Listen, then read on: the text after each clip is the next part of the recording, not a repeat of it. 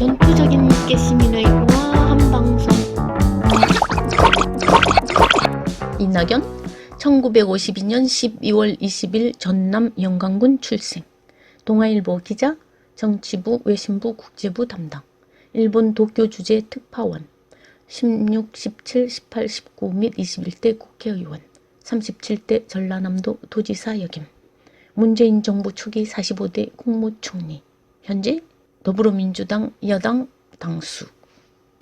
특징: 문재인 정권 초기 총리 시절 반대편의 공격을 품격 있고 전곡을 찌르는 말발로 멋지게 방어하여 언론인 특유의 능력을 보여주었음. 이로 인해 진보 진영의 사랑을 듬뿍 받은 바 있음. 자신이 불리한 입장에 놓일 위험을 감지한 순간 미꾸라지처럼 빠져나가는 경향이 있음을 얼마 전부터 네티즌이 간파하기 시작했음. 그러나 이번 사면권 발언으로 그의 정체가 이런지하에 폭로되고 엄청난 지탄을 받고 있지만 발언 철회는커녕 무식하게 자신이 옳다는 것을 증명하기 위해 지금도 불철주야 노력하고 있음. 민주진영으로부터 하루아침에 이낙연이라 불리며 조롱당하고 있음. 그는 과연 누구의 개라는 것일까요? 이명박, 박근혜, 윤석열, 이재용? 분석: 이낙연은 새해 첫날의 사면 발언으로 민주당 대통령 후보 자격에서 박탈될 위기에 처했죠. 민주진영의 수많은 사람들의 분노의 목소리를 들었을 텐데 3일 만에 일단 꼬리를 내리는 척 했지만 그게 진심은 아니었죠. 자신의 생각이 바뀌지 않았다는 것을 분명히 하고 있습니다. 그렇게 얻어맞고도 사면 발언을 철회하지 않는다 뿐인가요? 문통에게 실제로 건의하겠다고 합니다. 그가 민주진영의 강력한 반대에 부딪힐 것을 알고 있을 텐데 그럼에도 불구하고 사면이라는 가장 난해한 화두를 꺼낸 것에 대한 여러 가지 의문점이 남습니다. 첫째, 진짜로 사면으로 국민 통합이 가능하다고 생각하는 멍청한 사람일까? 김대중, 김영삼에게서 배운 기술 그대로 써먹는 것인가? 김대중의 사면은 그나마 한 발 물러서서 고려할 가치는 있습니다. 자신이 직접적으로 피해를 입은 피해자로서 가해자에 대한 아량과 용서의 몸짓이라고 말해두죠. 하지만 이낙연이 젊은 시절 기득권층으로부터 핍박을 받고 죽음의 기로에까지 갔다는 말 한번 들어본 적 없습니다. 이명박과 박근혜에게 핍박을 받아본 적도 없습니다. 둘째, 윤석열과의 작당이 있었을까? 이건 이낙연이 검찰에 책잡힐 빌미를 주었다는 전제가 있어야겠죠. 그런데 지금까지의 상황을 곰곰이 생각해보면 이상한 점이 많았습니다. 진보 진영의 수많은 사람들은 조그마한 꼬투리만 보여도 검찰과 언론이 가만히 놔두지 않았습니다. 꼬투리도 없고 먼지 하나 안 나는 사람이라도 검찰은 필요하면 개처럼 덤벼들어 언론과의 밀거래를 도모하며 없는 죄를 창조해냅니다. 그런데 이낙연은 검찰과 언론의 레이더에 걸린 적이 없습니다. 레이더에 걸릴 만한 화제가 계속 터졌는데도 말입니다. 그가 총리직을 그만둔 이후로는 그의 태도가 뭔가 고개를 갸웃거리게 한 때가 분명 있었습니다. 먼저 옵티머스 연루 의혹입니다. 서울시 선거관리위원회는 지난 4월 총선 때 종로구 이낙연 선거 사무실의 부실장 이모 씨가 옵티머스 자산운용회사 관련 업체인 트러스트올의 김모 씨로부터 복합기 임대료 편의를 제공받았다는 이유로 이 두 사람을 검찰에 고발합니다. 이낙연 대표가 직접 연관된 것은 아닐 수 있지만 만약에 이것이 조국과 추미애와 관련된 사건이었다면 검찰이 가만두었을까요? 이낙연은 검찰이 아주 중대한 범죄라고 생각하는 괘씸죄의 영역에서 완전히 벗어난 사람임에는 틀림없습니다. 부실장 이모 씨는 조사 도중 결국 자살하게 됩니다. 자살을 했다는 자체가 무언가 중대한 자금 문제 같은 것이 연관되어 있지 않았을까 하는 의심을 품게 만듭니다. 그의 자살에 대해 이낙연은 애도의 표현만 하고 조용히 넘어갔습니다. 10년 넘게 자신을 보좌한 사람의 죽음에 대한 항의를 한 적이 없었습니다. 검찰에 대한 쓴소리 한 번 한 적 없었습니다. 언론도 마치 아무 일 없었던 듯 넘어갔습니다. 이낙연의 동생 이계연이 삼부토건 사장으로 취임한 후 수주가 급속도로 증가했다는 의문을 제공하는 사람도 있지만 이 부분은 좀 어불성설일 수도 있을 것입니다.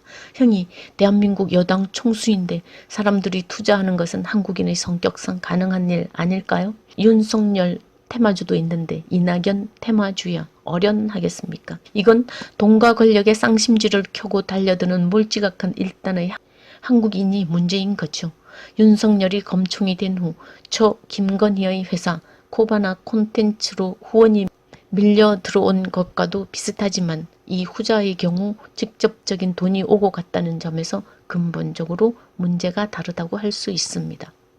셋째, 그의 과거 행적에서도 의심의 눈초리를 거둘 수가 없습니다. 이낙연은 전두환 정권 시절 어용 기자로서의 능력을 10분 발휘합니다.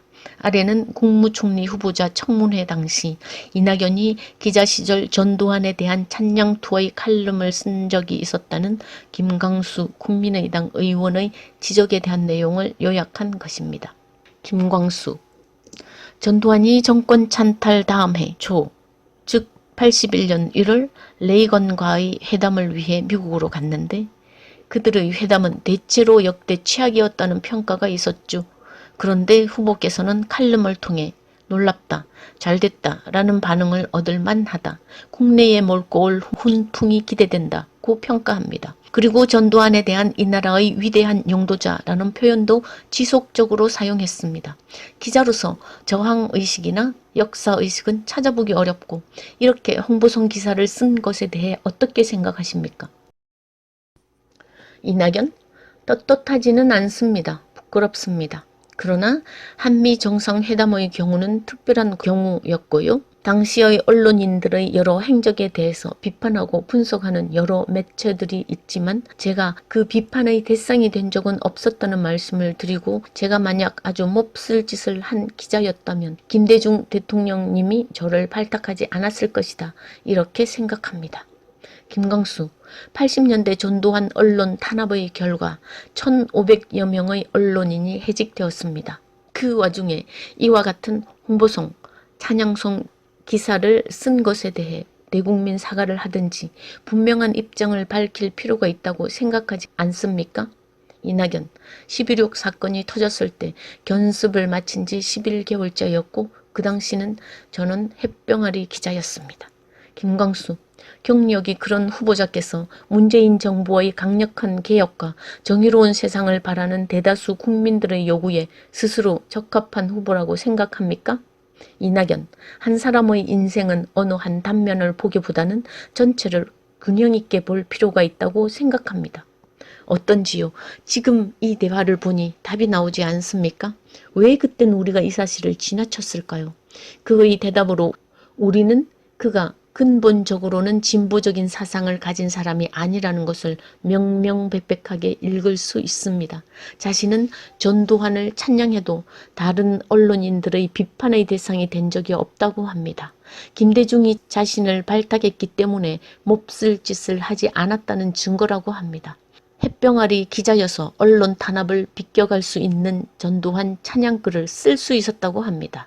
80년대의 그 시대적 상황에서 햇병아리이기에 보다 더 반항적이고 보다 더 저항정신이 가득한 글을 쓰게 되지 않았을까요?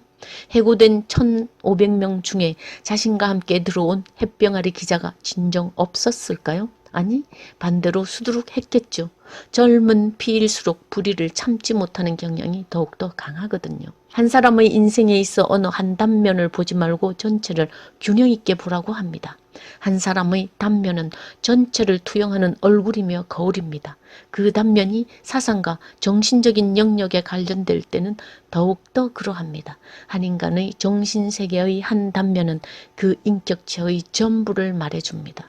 우린 왜 청문회 당시 그가 이렇게 지능적인 미꾸라지였다는 사실을 간과했을까요? 사람의 근본은 절대로 바뀌지 않습니다. 환경에 따라 카멜레온처럼 배경 색깔로 동화되기에 잠시 착시 효과를 불러올 수는 있을 것입니다. 이낙연이 그랬던 것처럼요.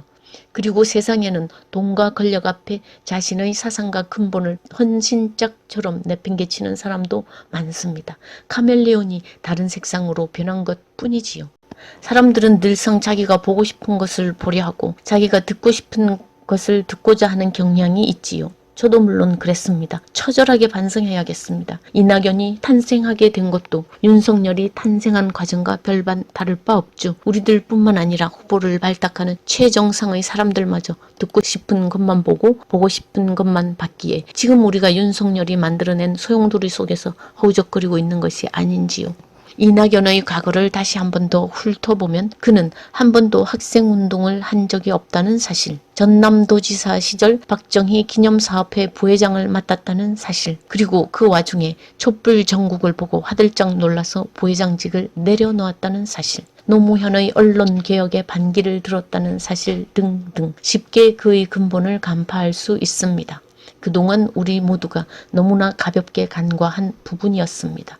그러나 문제는 이렇게 깃들같이 가벼울 것이라 생각한 이 모든 사안들이 지금에 와서 바라보니 너무나 심각하다는 사실입니다. 윤석열에 대한 진보 진영의 맹목적인 믿음이 지금의 윤석열을 만들었듯이 이낙연에 대한 무한 신뢰가 지금의 이낙연을 만들고 말았습니다. 이건 민주진영의 모든 사람이 감내해야 할 우리의 운명일까요? 넷째, 김종인이 뜬금없이 이명박근혜를 배출한 데 대해 사과를 했죠. 얼마 후 이번에는 이낙연이 뜬금없이 사면을 논합니다. 이 두 사람의 발언 사이에 무슨 연관성은 없을까요? 혹시라도 서로 상호 조율했던 것은 아닐까요? 다섯 번째, 이낙연은 박근혜의 형 집행 정지를 해서라도 사면을 하게 하겠다고 했습니다. 이것이 얼마나 끔찍한 발언입니까? 촛불 시민의 그 처절한 절규를 끝내 외면하고 형 집행을 정지하겠다니요. 정말 제정신입니까? 그는 이런 무시무시한 말을 아무렇지도 않게 발설할 수 있는 인물입니다. 여섯 번째, 이낙연은 지금까지 당내 신진 개혁파들의 입을 막기 위해 엄중을 외치며 입단속을 해왔던 인물입니다. 그는 또 종로구 국회의원 출마 때 촛불 시민들에게 입조심하라고 하면서 태극기 부대에 머리 숙여 사과한 적이 있다는 말도 떠돌아다닙니다. 이낙연의 엄중 태세는 우리 모두에게 그가 얼마나 입이 무거운 사람이며 그래서 문통만큼이나 신중한 사람이라는 생각을 하게 하는데 기여했지요. 신중한 사람인 줄 알았는데 이번 사면건으로 그도 정광석과 같은 충동적인 행동을 할 수 있는 사람임을 알게 되었습니다. 일곱 번째, 동교동계 사람들을 끌어모아 민주당을 계파 정치의 소용돌이 속으로 몰고 가겠다는 의도는 아닐까. 이낙연은 민주당 고문으로 동교동계 인물들을 대거 기용하고 있습니다. 중도 확장을 통한 정치적 세를 불려 자신의 부실한 당내 기반을 다지려는 의도가 숨어 있다는 분석이 나오고 있습니다.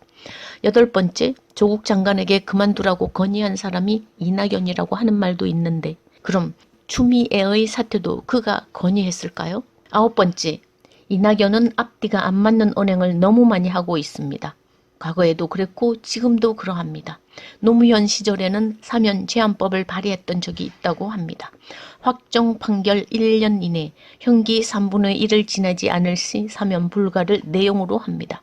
17대 통합민주당 당시 노통의 측근, 강금원 회장 등에 대한 사면을 막을 심산으로 발의했던 법입니다. 강금원이 누구입니까? 노무현의 정치적 후견인이 되어주었던 사람 아닙니까? 후원에 대한 대가가 지불되었다면 그것은 뇌물이 되지만 후견인이 아무런 대가를 원하지도 않았고 실제로도 대가를 받은 적이 없다면 그것은 죄와는 무관한 순수한 후원일 뿐입니다. 하지만 대한민국의 법은 죄가 있느냐 없느냐는 아무런 의미가 없죠. 강금원의 행위를 죄로 만들 것이냐 아니냐는 오로지 대한민국 검찰의 권한이죠.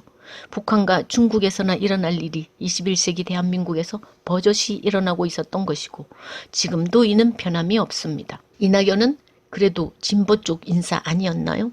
진보 쪽 인사의 사면에는 반대를 한 사람이 수구 쪽 인물들의 사면에는 적극적으로 뛰어듭니다. 마치 사면만이 대한민국이 살 길이라는 듯 여기저기 설득하느라 혈안이 되어 있습니다. 그가 검찰개혁에 대한 발언을 하지 않은 것도 아닙니다. 이낙연의 한 달 전의 발언을 들어봅시다. 2020년 11월 30일 국회에서 열린 더불어민주당 최고위원회 회의 당시 이낙연 대표는 다음과 같은 발언을 합니다. 검찰개혁은 오랫동안 추진했으나 아직도 매듭짓지 못한 어려운 과제입니다. 검찰개혁이 왜 어려운지는 요즘 검찰이 스스로 보여주고 있습니다. 특히 검찰의 판사 사찰과 그에 대한 지금의 태도는 우리가 지향하는 민주주의와 검찰의 의식 사이에 괴리를 드러냈습니다. 다른 문제에서도 괴리가 많습니다. 그 거리를 없애야 국민의 검찰로 거듭날 수 있습니다. 이제는 그 거리를 없애야 합니다. 공수처의 필요성은 1996년부터 제기되어 왔습니다. 그러나 검찰과 기득권에 의해 매번 좌절되었습니다. 노무현 정부의 검찰개혁도 그렇게 좌절되어 오늘에 이르게 되었습니다. 더는 좌절이 없어야 합니다. 검난으로 불리는 검사들의 집단 행동은 여러 번 있었습니다. 그러나 검찰의 반성이나 쇄신보다는 조직과 권력을 지키려는 몸부림으로 국민의 기억에 남아 있습니다. 그것도 이제는 달라져야 합니다. 공수처 연내 출범을 비롯하여 검찰개혁을 위한 노력을 흔들림 없이 지속할 것입니다. 우리 당이 그렇게 해야 합니다. 검찰은 검찰의 검찰이 아니라 국민의 검찰로 거듭나야 합니다. 이쯤 되면 그는 이중인격, 표리부동의 끝판왕이라고 할 수 있지 않을까요? 10번째, 삼성이 뒤에 있다는 음모론도 떠돌고 있습니다. 이재용 사면을 위한 포석을 까는 사전 작업이라는 것이지요. 음모론이든 사실로 판명나든 이제 중요하지 않습니다. 그가 어떤 인물인지 만천하에 드러났다는 사실이 중요하지요. 앞으로 우리가 어떻게 대처해야 할지 그 청사진을 그리는 것이 중요할 뿐입니다. 11번째, 지금까지의 의문점에 대한 모든 분석을 다 모아도 이낙연의 지금 언행이 설명이 되지 않는다는 찜찜함이 남아 있습니다. 위에서 언급한 대개의 분석들은 우리 진보진영 유튜버들의 다양한 분석들을 종합해서 제가 정리해 본 것입니다. 특히 7번째의 동교 동계 사람들을 끌어모아 민주당을 개파 정치의 소용돌이 속으로 몰고 가겠다는 의도는 아닐까 하는 분석은 기훈내자님의 것으로 상당히 설득력이 있습니다. 그럼에도 불구하고 이낙연의 행동 뒤에 우리가 상상하지 못한 그 무언가가 있지는 않을까 하는 불안감이 남아 있습니다. 그가 혹시 윤석열을 통해 발현되는 어떤 거대한 악의 카르텔과 타협의 정치를 하는 길로 접어든 것은 아닐까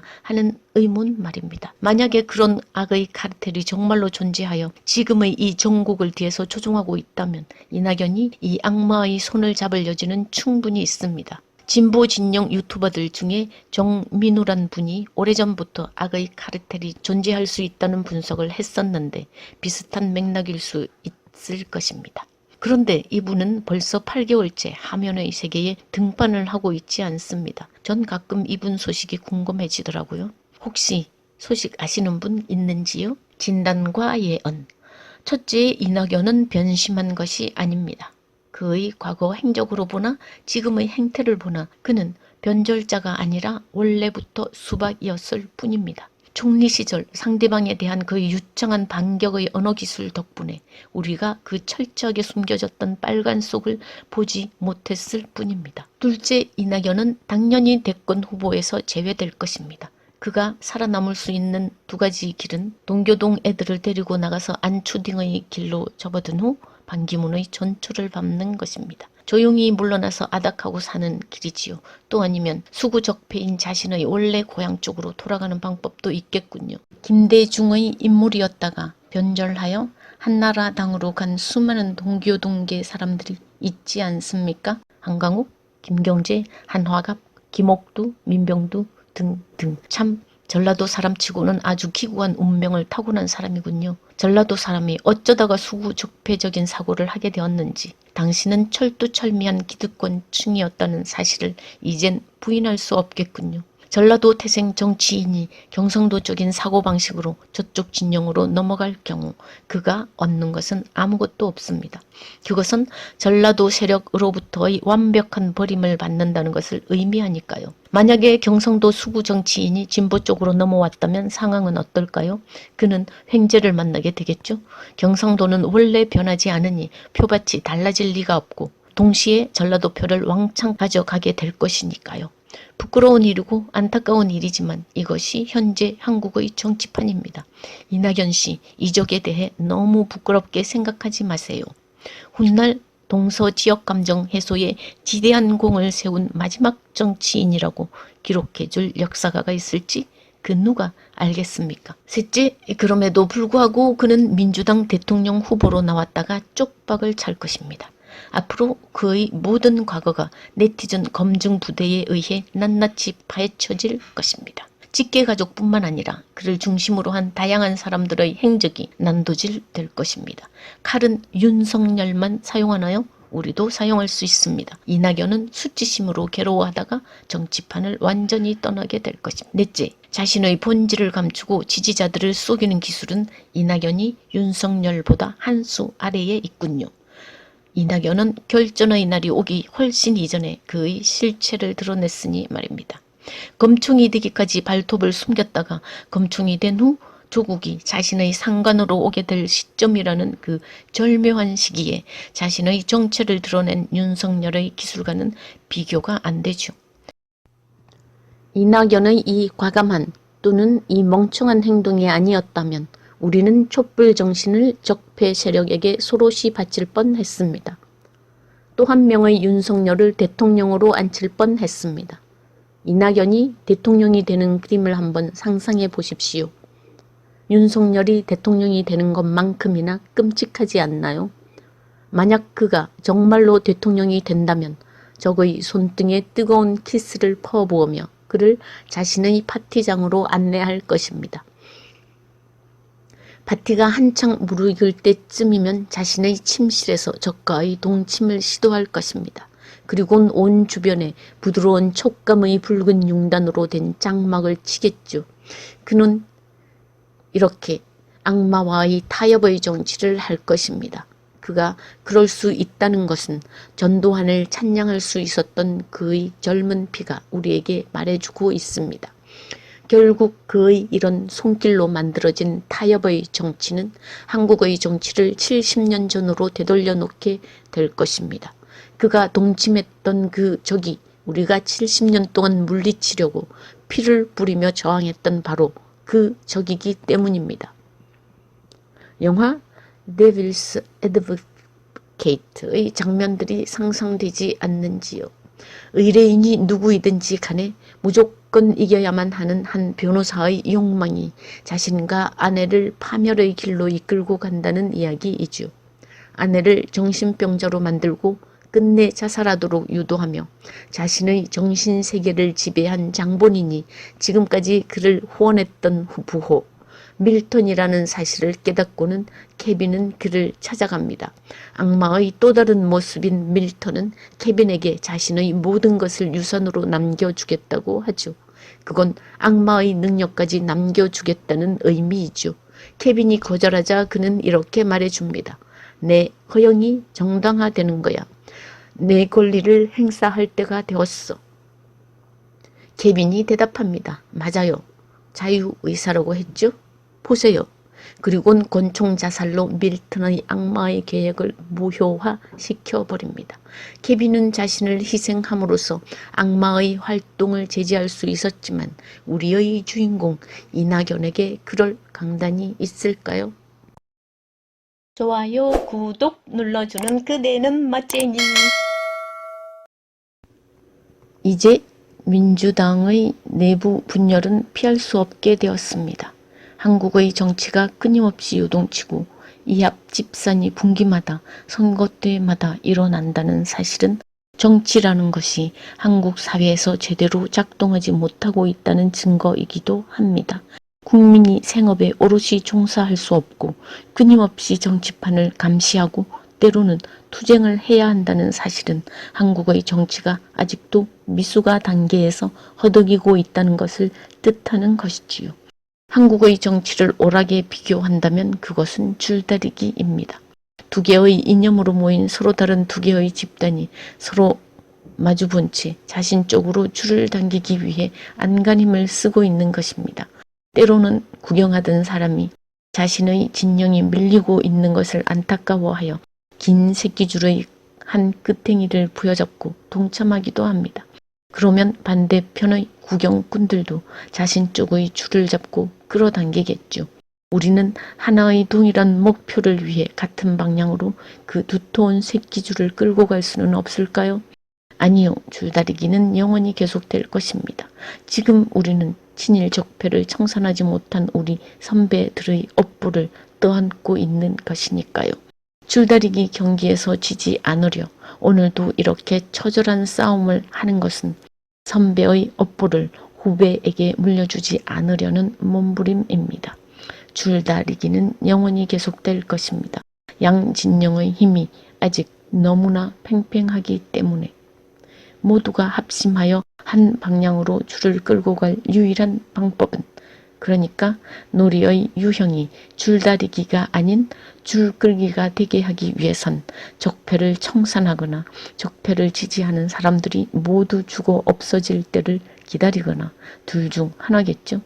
정치란 유기적인 이해관계와 이념이 혼재하여 움직일 때마다 수시로 그 형체가 변하는 아메바 같은 존재입니다. 그 때문에 비하를 쉽게 구분할 수 없습니다. 적폐 청산 작업에서 내부의 적을 처단하는 기술이야말로 최고의 기술임을 잊지 말아야 할 것입니다. 이낙연 씨 통합 좋아하시죠? 근데 수신제가 지국 평천하란 말 아시나요? 민주당이라는 자기 집안 하나도 통합시키지 못하면서 무슨 국민을 통합하겠다고 이 난리를 떨고 있습니까? 이승만과 박정희를 신으로 모시는 태극기 모독단, 박사모 할배 할매들하고 김대중과 노무현과 문재인의 정신으로 똘똘 뭉친 깨시민들을 한 통 속에 집어넣겠다고요? 냄새 진동하는 노란똥하고 맛있는 된장국의 재료가 되는 된장하고 마구 섞어서 혼자 많이 쳐 드세요. 똥을 된장에 섞으면 그게 똥이지 된장입니까? 당신은 똥과 된장이 섞인 음식을 먹을 수 있습니까? 똥과 된장을 섞는 것이 그렇게 지금의 대한민국의 절제절명의 사명이고 시대 정신이라면 당신이나 혼자서 열심히 섞어보세요. 지금 민주당이 누구 때문에 4분 5열입니까? 도대체 누구 때문에 윤석열이라는 암덩어리를 잘라내는 수술 하나도 못하고 있습니까? 이낙연 당신 때문이 아닙니까? 박병석 때문이 아닙니까? 나이살 먹은 양반들이 처진 비계덩어리 뱃살값도 하지 못하면서 무슨 정치를 하겠다고. 쯧쯧쯧. 덧붙임. 독자 여러분, 댓글 쓰실 때 유의해 주십시오. 아직 재판이 끝나지도 않았는데, 국민 앞에 사죄하지도 않았는데 같은 조건부 댓글을 달지 마십시오. 이것은 재판이 끝나고 사죄의 발언을 하면 사면을 고려할 수 있다는 의미가 내포되어 있습니다. 한국은 아직 한 번도 청산의 역사를 써본 적이 없습니다. 형기가 10년이든 20년이든 30년이든 고위 공직자의 온전한 옥살이가 보장되는 대한민국을 만들 수 있을 때라야 진정한 적폐 청산이 되는 것입니다. 한쪽에서 집어넣고 다른 한쪽에서 다시 꺼낼 텐데 공수처가 있어 무슨 소용이 있다는 말입니까? 사면이 그렇게 중요하거든, 국민 통합이 그렇게 중요하거든, 민초들의 옥살이 중에서 정말로 억울한 옥살이가 없는지, 그래서 가난하고 권력이 없는 사람들이 이 대한민국 땅에서 차별받고 소외되고 있다는 생각을 하고 있지는 않은지 그것부터 먼저 살펴보십시오. 이런 억울한 옥살이를 하는 사람들을 풀어주는 것, 그것이 바로 사면입니다. 프랑스 부모들이 자식이 18살이 되면 후회를 하는 것이 한 가지 있다고 합니다.